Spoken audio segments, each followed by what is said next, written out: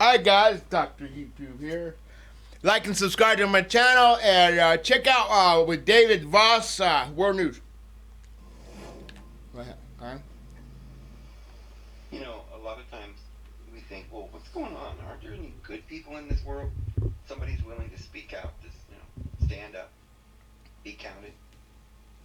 Well, there is, friends. There is. There's good people in this world, but guess what happens? The bad people kill them. Good people don't like to murder people, but good people, they get killed. You know, we were talking in the last video about Vince Foster and how he died, some apparent suicide.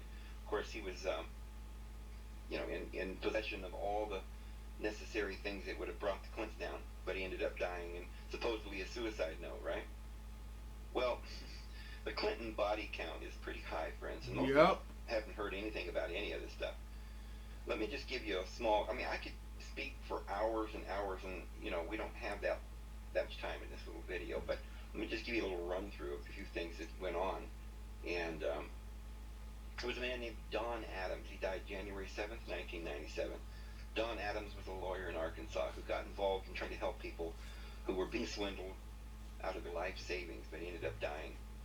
Gandhi Bao, attorney representing Mr. Lassiter in a case concerning alleged financial misconduct. He died January 8th, 1994. In an alleged suicide by jumping out of a window in a multi-story building. Mr. Lassiter was a close associate of Governor Clinton. He was later indicted on drug-related charges, among other things. Bao's law partner was also supposed to have committed suicide about a month later, February 9th, 1994. Admiral Jeremy Bordeaux. Bordeaux supposedly went home for lunch, decided to shoot himself in the chest. By one report, it was he shot himself twice. Explanations for this suicide focused on different things and, went round and round. And then, of course, it came out the truth that none of that was true. And, they just covered it up. Most of us don't even know about this. A lot of you have heard about Ron Brown. Died May 3rd, 1996. Former chairman of the DNC, Commerce Secretary. He died with 39 other people. They're willing to kill lots of people just to get one man on a T-43 converted set. Go check out David Voss, Guy World News. Well, hello, friends. Here's David Voss. Today is December the 20th, 2015. It's great to see everybody today. Well, friends, I've got some very important things I want to say to you today. As all of you know, we are in the middle of a presidential election. We are about to supposedly, of course, most of you know I don't really believe there's going to be an election. I don't believe there is an election, never was an election. It's only a selection, and there are certain individuals that are selecting these people for us. We're not voting in this person who is going to be the nominee. I didn't vote for him. You're not voting for him. They select him, and we have no idea who's making this selection. But it's a complete scam. Rich. However, as far as we are told, we're having an election. And so we're all running around like the king with no clothes, trying to pretend that he, is just beautifully dressed. And only a child can see that the king has no clothes. Although I have not yet seen one child that recognizes this, because the entire world now is completely caught up in this charade, this insanity. And it's now almost impossible for any human being to have common sense. So we're electing, supposedly, the leader of the free world. Now let me ask you something. If I was going to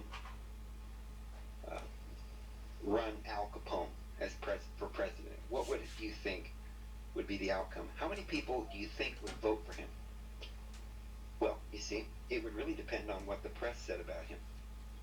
Because if the press got on there and said, oh my goodness, this guy's a criminal, isn't this amazing? You can't run they're going to put him in jail, and they can easily make everybody say, oh, well, this guy's, you can't vote for this guy, right? Public shame. You don't believe me? What about Charles Manson? He's been in prison most of his life. Now, I'm not defending Charles Manson. Trust me. don't know the man, don't care anything for the man, but I'm making a point. The man was never accused of killing anyone directly. And yet, he's been in prison, not just for a year or two, but his entire life, and they won't let him out. And he's a very old man now. However, someone who has actually murdered someone is now running for president and perhaps very likely to become president, and that person actually did commit murder. Yep. And yet nobody in the United States or anywhere in the world is willing to say the king has no clothes. You see, there's politics going on all over this world, and nobody's going to ever let the cat out of the bag because they're all involved. Yep. Now, I'm talking about Hillary Clinton. And so I'm going to reveal what I'm talking about here and this murder here in just a moment.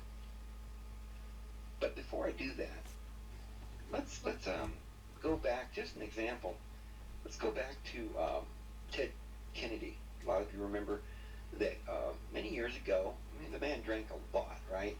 Was an alcoholic, you see. But that doesn't stop you from becoming an elected official of the free world, the most powerful nation on the face of the earth. We spend more in military than the other top 10 countries combined, more than Russia, China, Germany, Japan, all these other countries, in England and Israel and everything all together.